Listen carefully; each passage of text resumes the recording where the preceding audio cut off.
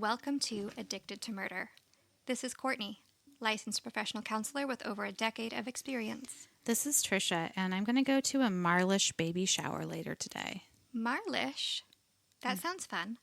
It means casual and easygoing. Oh, that does sound fun. It's the new thing I found is that they make baby showers now where like the men go. Right. And I'm, dating myself a little bit, but the baby showers I went to when I was, young, when my friends were having their first kids, it was not like that. It was just girls. And I was just telling you how baby showers are not my favorite thing to do. And I don't know. I mean, you don't have kids either. I don't know if it's necessarily because I don't have kids or what, but I don't know what it is about them. They're just not my favorite things to do. But I'm going to this one because I care for Kelsey. Good. And Kelsey's a longtime listener. I mean, long time as long as she's known me. So, right, yeah. I don't mind baby. I like baby showers. I've thrown a few baby showers. So I've thrown a gender reveal, and that was fun. We didn't do anything, crazy. It was like I got a bottle of pink champagne and a bottle of blue champagne. Got it. And they unwrapped the bottle that it was, and it was a boy, so they unwrapped a bottle of blue champagne, and then they poured it.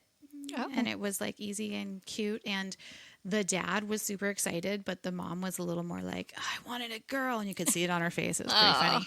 So I don't know, those gender reveals, like they could be hit or miss. Right, that's true. But that was fun.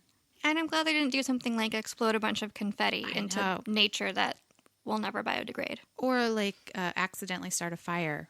Right. Which happens. Yes, when you use like fireworks or smoke bombs and stuff. Yeah, and it's no good, especially here. Fire's a bad word in Oregon. I know. But champagne. Yeah, I mean, who doesn't like that? And I just was on do they make blue champagne? And sure as shit, they do. Oh.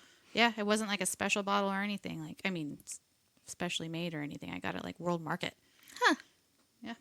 Good to know. Anyhow, there is blue champagne out there. Good to know. Champagne colored with food dye, but still. All right, so we are doing Jeffrey Dahmer Part 2 today, and we'll start after Courtney asks her question. So, Trisha, my question for you today is, what is something that you've done before that you will never do again? We're talking about like a daring event or something? Not necessarily. It could be something small. Something I will never do again. I will never watch the movie Dancer in the Dark again with Bjork. Oh, okay. It was the saddest movie I have ever seen. Oh. It was awful. And I will never watch it again. Okay. Noted. Yeah. I mean, that's probably not very exciting. But that's okay. On the spot, I couldn't think of... I'm sure there's a ton of shit that I wouldn't do again, but I couldn't think of anything. What about you? I will never use Nair to remove hair. I've never used that, but I remember those commercials. Who wears shorts? Yeah. So I tried it once when I was like a teenager, and it turns out I have sensitive skin, and it gave me chemical burns. Where did you use it? On my legs. Oh, okay. At least it wasn't in your private area. No, that's true. I definitely tested my legs first, but I'm like, nope, this burns, and did not actually remove any hair. Really? Yeah. Yeah, I've been curious about exfoliatories, whatever those creams are. But I've never done it. Got it. Maybe they've improved the formula or something, but I'm just not willing to try again. No. You've been traumatized by it. I have. I wax. Do you ever wax? I've never waxed. Like not even your eyebrows? No. Oh. I've never waxed my legs, but I've waxed other parts. It hurts like a mother, but works. I didn't get burns. Well, that's probably good. Yeah. And then there's sugaring, which from what I understand, sugaring adheres only to the hair. And not wax to the skin? Adheres to the hair and the skin. But they both frickin' hurt. Either way, you're pulling the hair out. Right. So, but I think sugaring is for like maybe the better way to go, but I'm not an esthetician, so I don't know for sure. I think I'm just going to stick to shaving. Yeah. For now. I mean, go with what works. Yeah. If it ain't broke, don't fix. Exactly. Right? Yep. Okay. Well, thanks for that question. And then do you want to give us a little recap before we start up? Yes. So, week 1, Jeffrey Dahmer, we learned about his childhood, where he felt pretty abandoned and neglected by his parents, particularly his mom, after his brother was born. He was into some weird hobbies, like dissolving roadkill in jars, and eventually killing the animals himself and dissolving them in jars. He was an alcoholic by age 15 and would do strange things to get attention from his peers. And the book we're using again is Jeffrey Dahmer, A Bizarre Journey into the Mind of America's Most Tormented Serial Killer by Dr. Joel Norris. All right, so Jeffrey's senior year in high school was probably his worst, socially and academically. His parents' marriage was in a shambles, the fighting was awful, and it got to the point that his father moved to a different part of the house and set up a, quote, Goldberg alarm system, which was a wire that hung with keys, and it would make a noise if Joyce crossed into his territory. So, yeah, that just sounds completely immature. Yeah, I was going to say, it's like people who have to share a room and they put tape down the middle of the room. That's what it was. Jeff constantly felt pressure to choose sides between his parents. Lionel finally filed for divorce, citing Joyce's, quote, extensive mental illness, extensive cruelty, and gross neglect of duty as the reasons. So Joyce came right back, of course, and hit him with mental cruelty. Well, Joyce ended up winning, I suppose you could call it, and got a restraining order against Lionel that would prevent him from, quote, molesting or assaulting her in any way or disturbing her or the minor children. And she also got custody of David, so David was the only minor children at that time, and alimony and child support. So, Courtney, let's pick apart this stuff. We haven't talked about a diagnosis for Jeff. I realized that we didn't do that last time. Yeah, so I think it's hard for most children when their parents get divorced, and it's especially bad when there is this much hostility and turmoil. And I can also imagine it being especially confusing for Jeffrey, having his parents kind of fighting for his support when previously he had felt that neither parent really wanted him. And as for his mom getting custody, I mean, this was the 1970s, and judges almost always sided with the mothers in these cases at that time. And yeah, we haven't really talked about diagnosis for Jeffrey yet. So he's, been showing some signs of conduct disorder, right? Particularly looking at his treatment of animals. He's showed some signs of trauma and anxiety, but there hasn't really been enough information about that to give like a specific anxiety or trauma diagnosis, I feel like. But one thing for sure that Jeffrey had at this time was alcohol abuse disorder. Can you think of very many kids that you've worked with or any at all that showed this type of substance abuse at such a young age? I'm not talking about marijuana. I'm talking about more like alcohol or drugs that completely kind of take you somewhere else. I would say there have maybe been a few that I've worked with that by like high school were into some pretty heavy drug use. Was it because of their home life? Was it because they were depressed? Yes. Yeah. I think it was both like, people use drugs and alcohol often to escape how they're feeling. And oftentimes that does have to do with things going on at home. Yeah. And sometimes it is kind of like a more organic disorder like depression or something like that. But kids don't just start abusing drugs and alcohol because it's fun. Right. Like we think that maybe that's what they're doing is they're just having fun. But to get that deep into it, there's something else going on. To this extent where like it's almost like his life revolves around it. Right. He needs it like first thing on the morning. So because Jeffrey was now 18, he was no longer considered a minor, and the courts did not require his parents to care for him. Like they didn't put that in any sort of legal document. David was provided for and was fought for by his mother, but Jeff now felt excluded from the family. He was just finishing school. He was still emotionally just a kid. What do you think, Courtney? I think that any insecurities that he had about being unloved and unwanted before, particularly by his mother, was pretty much being confirmed right now. Well, Jeff was a big guy now. He was about 6 foot tall, and he worked out quite a bit with weights. I guess he acted out in bizarre ways, and he had aggressive behavior and dabbled in ritualistic and magical thinking, in quotes.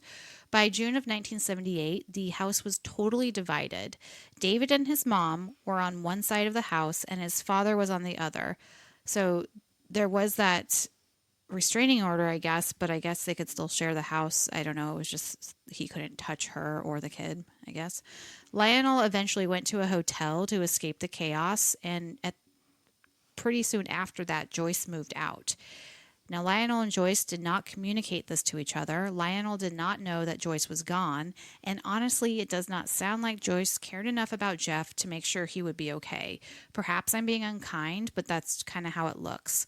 When she left, he had no food, a broken refrigerator, and no money. What the fuck?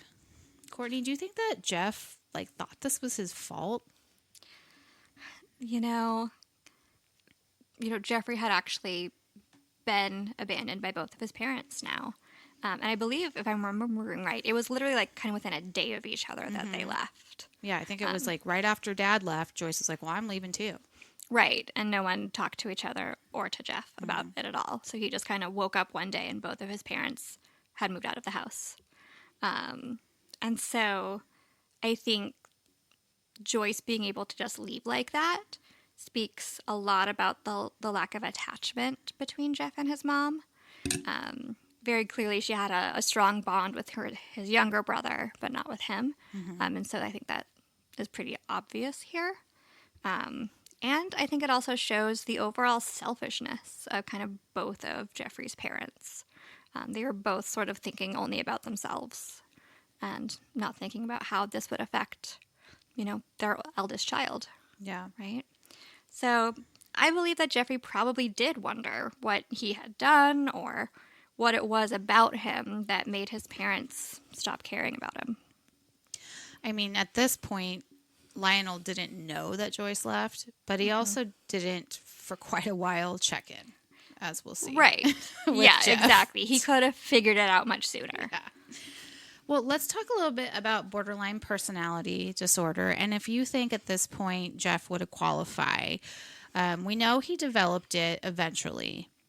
Yeah. Okay. Well, let's review the criteria for borderline personality disorder and see if he meets that criteria. So, according to the DSM-5, to be diagnosed with BPD, a person must have a pattern of unstable relationships, self-image, and mood, and at least 5 of the following impulsive traits. So, frantic effort to avoid real or imagined abandonment. I'd say yes. Unstable and intense relationships. I mean, I guess if you count the ones with his parents. Right. Or he would have friends and then he would kind of scare all his friends away. Right, because he would listen to their heartbeats and feel their pulses. Right. Yeah. Let's see. Persistent inability of instability of sense of self, not really knowing who he is. I would imagine. Yes. Impulsivity in 2 areas that are self-destructive, such as alcohol or drug use, risky sexual behaviors, or reckless driving. We will see reckless driving. Right. Definitely the alcohol abuse is there. Recurrent suicidal or self-harm threats or actions. I haven't really seen any evidence of that. Right. There might have been there, but it wasn't noted in the book. Right. Let's see. Intense emotional reactivity. Probably. Yes, so lots of mood swings. Chronic feelings of emptiness. Yep. Inappropriate and intense anger. Definitely later on. Yes. And transient episodes of paranoia or dissociation. In the Army, I think we see that. Right. So at this point, at 18, we're at about 6 out of 9. So, yeah, I'd say it's pretty safe that he would meet criteria for BPD. Well, the author of the book theorizes that Jeff's first feelings of abandonment were about around age 5 or 6 when his mom was pregnant with David. The author feels this may be where Jeff's emotional development stopped. Do you agree with that? Yeah, that seems reasonable. Okay. So Jeff is spending his summer month the summer months, after he graduated, pretty much alone in his basement, drinking whatever alcohol he can and working out. His mind is probably reenacting all his abandonment issues and creating fantasies about people who won't leave him. I don't know. I'm just reaching here based on future stuff. I would just imagine that Jeff is just really lonely at this time. He does disclose that the sexual fantasies that he was having at this time were violent, full of control, killing, and mutilation. It has been mentioned that Jeffrey would see a jogger that would go on the same route every day. He was fascinated by this male individual, and he wanted that jogger to be his. One day, he hid behind a shrub or something like that and waited for the jogger to go by, I believe with some sort of baseball bat. He was going to snatch him and bring him home and do what he wanted to do with the jogger. So the day that he did his stakeout was when the jogger did not follow his routine. The jogger was not captured.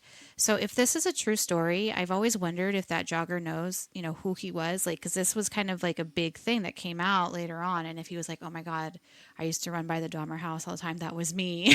And if he, knew how close he had been to being taken by Jeffrey Dahmer. Ooh, that would be creepy. I mean, you would think unless you lived under a rock or, moved away or passed away or something like that, that this particular jogger would be like, oh, shit, that was me. Anyways, that guy was lucky because he didn't go the day that Jeffrey was going to get him. So let's talk about what Jeffrey did do that summer that he was left alone. On June 25th, 1978, Jeffrey saw 19-year-old Stephen Hicks hitchhiking in his neighborhood. He stopped his car and Stephen went in expecting a ride from Jeff. Jeff asked if he wouldn't mind going to his house and hanging out for a bit, maybe having a few drinks since Stephen wasn't in a hurry. So they went to Jeffrey's empty house, they drank beer, listened to music, and talked. Now, Dahmer tells different accounts of what happened that evening. When he was first arrested, he said, quote, he took him home and had homosexual sex with him and was drinking beer and became intoxicated. He states they got into a physical fight because the 19-year-old individual tried to leave and that during the fight, he states he struck the hitchhiker with a barbell. He states the blow of the barbell caused the death of the individual. That's quoted from the book. Some officer said that, I guess. During his trial, though, his story changed. He claimed his first kill was actually in October of 1978, so 4 months after Stephen was last seen living in June. He claimed in this encounter that it was a hitchhiker, but he did not have sex with him and that he did still hit him with a barbell. So regardless of what it sounds like he did, altogether, he did kill this individual because that individual wanted to leave him. So the main point is that in one account, he said he had sex with Stephen, and in the other, he said he did not. Stephen Hicks's body has never been, totally found, and there's a good reason for that if what Dahmer says is true about how he got rid of bodies. What are your thoughts, Courtney? So I think that there are a couple of reasons for Jeffrey changing the story that he told to the police. So changing the detail about having sex with the victim is likely related to feeling ashamed of being a gay man, and, wanting to make the crime seem better somehow in the eyes of the police or the jury. And changing between timelines could very easily be impacted by how much alcohol Jeffrey was using and its negative impact on memory. Right. I mean, if he was drunk the whole time, he could have no idea when things actually happened. Right. And I'm not sure, but I'm assuming that when he made that confession, he might have been drunk because when they picked him up that night, he was drinking as per usual. So He might have been like June, no, October. No. Exactly. But all right. So later on, around 3 a.m., Dahmer cut off the legs and arms of Stephen's body. He was drunk. He put the body into plastic bags and put them in the car. And he was going to dump the body somewhere. But he was pulled over by a police officer for driving erratically soon after leaving the house. Remember, he was drunk driving. Anyway, he did do a driving sobriety test, and he passed. The bags of Stephen's body parts were in the car, but the car was not searched, and the cop let him go. Well, this near call or, near getting caught thing freaked Jeff out, and he went back home. He got the bags out of the car and he developed a new plan. He put them into the crawl space, sealed it up, and just tried to forget about them. But it was hot. It was June, and the body did not keep. So the whole house eventually started to smell of decaying flesh, and he knew he had to do something. His parents may eventually come home and check on him after all. So he tried a few things, stuffing into a drainage pipe, burying the bags, but nothing really worked. So he ended up removing the flesh from the bones like he did to animals when he was young, and he put it into a jar of acid until they dissolved. And then with the bones that were left, he smashed them with a sledgehammer into tiny pieces, and he took those pieces to a rocky cliff area and spread them around. It was near his house. He then burned the wallet and threw the other belongings of Stephen into a river nearby. What do you think, Courtney? Was his first kill that we know of? I mean, it's a milestone, right? And like many first kills that we've talked about, it was impulsive, messy, and driven by intense emotion. If we look at it through a BPD lens, we're looking at Jeffrey's fear of abandonment mixed with his intense anger and shifting into that extreme devaluation of Stephen. So when Stephen was alive and drinking beers with him, it was all rosy and they were going to be in love forever. But then he tried to leave, and so that was unacceptable. Because this is going to come up later, let's just look at how far Jeffrey was going to not get caught, because he's going to try to plead in GRI. Right. He knows what he did was wrong. Let's just keep that in mind. Look at all the things he did to hide this body over and over again. Right. Eventually, dissecting it, melting down parts of it in acid, and then, I mean, he's gone. He went really far compared to a lot of the other serial killers who just dump bodies all over the place. That's true. He tried really hard to get rid of the evidence. I might also say, not defending Jeffrey at all, but just making a note that someone can be sane at one point in time and become insane later. Sure. So, like for this kill, he very much clearly knew what he was doing. But it's possible that at a later point in time, he was less coherent and less culpable. Well, I think, and he gets more and more drunk. Well, yeah, that's true. Yeah. So Jeff did not kill for another 13 years that we know of, or so he claims. So, I mean, we see that, sometimes these first kills and there's a big adjustment period where they're coming to terms with what they did. Maybe they have a lot of guilt, shame, fear of getting caught. Right, and confusion, all of it. Right. So sometimes they do take a long time before they do another one. And for Jeff, he says it was 13 years before he did his next one. But let's still discuss what happened in the meantime, because even though he may not be killing young men, he was still no angel. Jeff was alone in the house for 6 more weeks after he killed Stephen Hicks before his father decided to step by and check in on him. So, Courtney, this is ridiculous. Both his parents totally up and left him. I mean, I get he's 18, but he's still dependent on them. It's not like he had a full-time job and he could pay for an apartment. For some reason, his mom made Jeff promise not to tell Lionel that he was alone. Why do you think she did that? Self-preservation, I think, so that Lionel wouldn't be able to use it against her. Well, he was pissed. He tried to get the courts to order Joyce to bring David back. He and his new lady, Sherry, moved into the house with Jeff for a time. Jeffrey was enrolled in Ohio State University and headed there in the fall. Now, Jeffrey didn't really change when he got to college. He was still a full-blown alcoholic and struggled to get through a day of classes without drinking. His room while he was in college was stocked with alcohol. He pretty much drank all day. Once he got settled and struggled to make friends, all day. Anyways, that sentence is weird, but he was drinking a lot, and his drinking habit was expensive.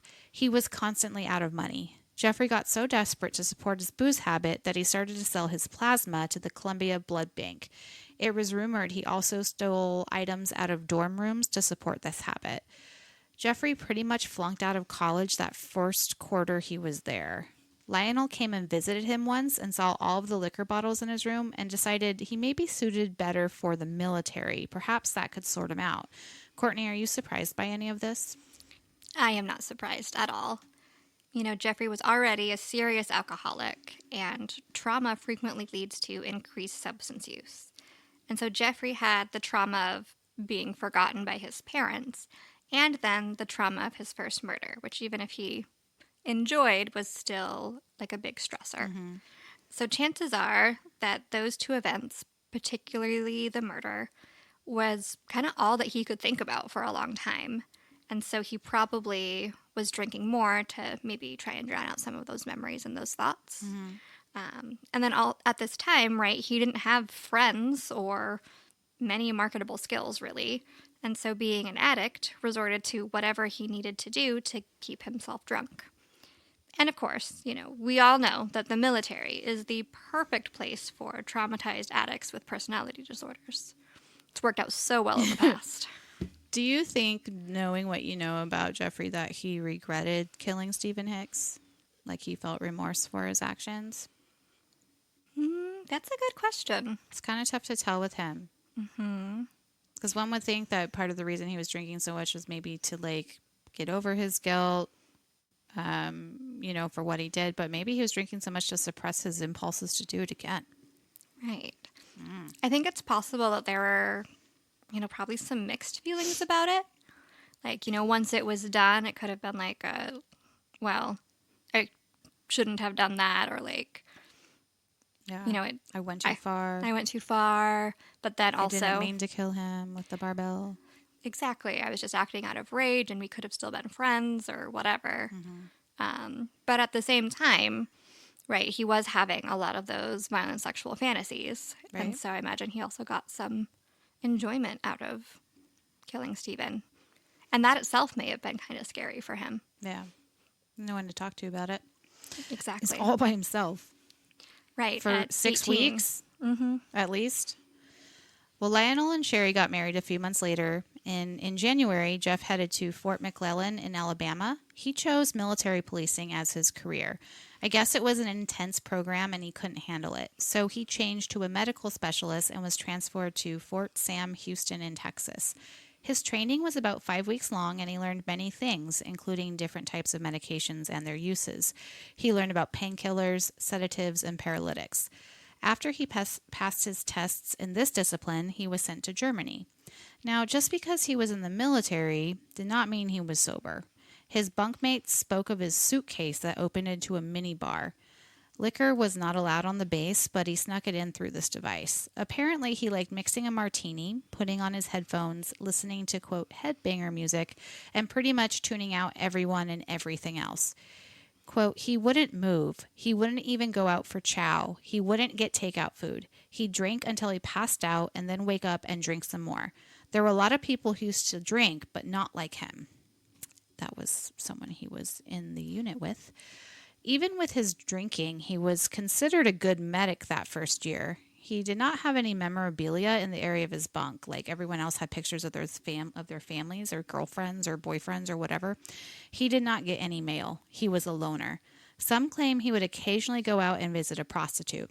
Really, the only family member he spoke of was his grandmother. He told others that she was the only one who really related to him. They didn't even know he had a brother. Courtney, anything you want to say? I think all of this is in line with the track that Jeffrey was on.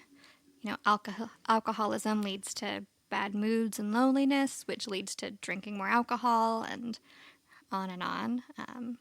And then not talking about his family, I think, also makes sense because his family abandoned him. What's he going to say? Right. As he makes up stuff.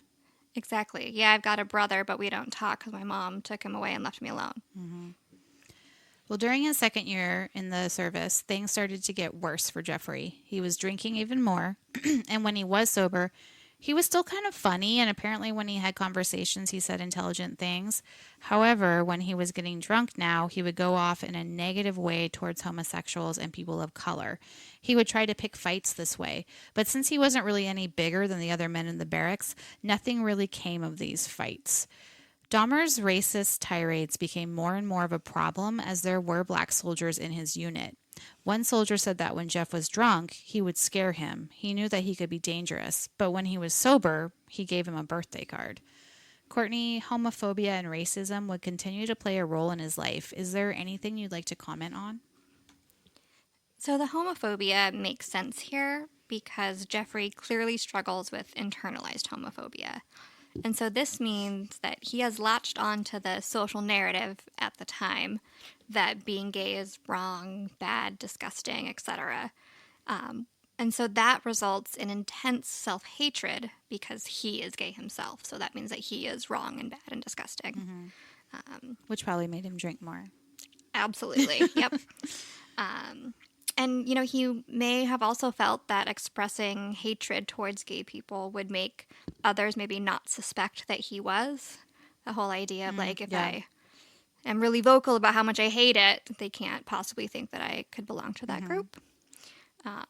And then as for the racism, I know that down the line, he kind of becomes more, like, attracted outwardly to people of color.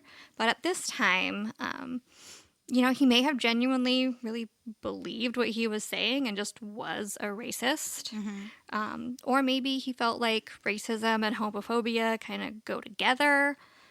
And to sell the homophobia, he had to also act like he was a racist. I want to say somewhere in the book, it does talk about Lionel being homophobic and racist. And I could be wrong, so I don't want to, like, say that definitively. But suppose that's true. I mean, if he's hearing that at home. Right, that's where kids learn their beliefs. Yeah. So Dahmer's binges started to grow longer in duration. So he's just spiraling here. He started to miss work, or he'd show up and be drunk, obviously smelling of alcohol. The Army decided to put him into rehab, and for the last 6 months of his Army stint, he was in a rehab program on the base. He resisted, and the more he resisted, the less freedoms he was allowed. His final 2 months may have been sober months, but they were also like a prison for Jeff. It didn't matter. It was too late for him. He was discharged because of his alcoholism a little over 2 years after he entered the military service. So Dahmer was officially out of the Army on March 26, 1981, and he wasn't sure what to do with himself. He had no money, no job. He flunked out of college. He was discharged from the military due to drinking. He was smart. Some sources say his IQ was 140. Others say closer to 120. But at the very least, he was bright. But he was aimless. He decided to go to Florida. He was there for about 6 months working at a sandwich shop. Now, there's a famous murder that happened in Florida while Dahmer was there. It has not officially been tied to him, and it doesn't really fit his later victim profile, but 6-year-old Adam Walsh was abducted in July of that year and murdered, beheaded. Adam Walsh's father is John Walsh, who hosted America's Most Wanted after what happened to his son. Courtney, any thoughts on this twist? I don't personally believe that Jeffrey was involved in the murder of Adam Walsh. His motives for murder were sexual and related to not wanting to be abandoned. So he wouldn't have any interest in a 6-year-old in this way. There was no, indication that he was sexually attracted to children. I think that his Adam Walsh's father agreed with that.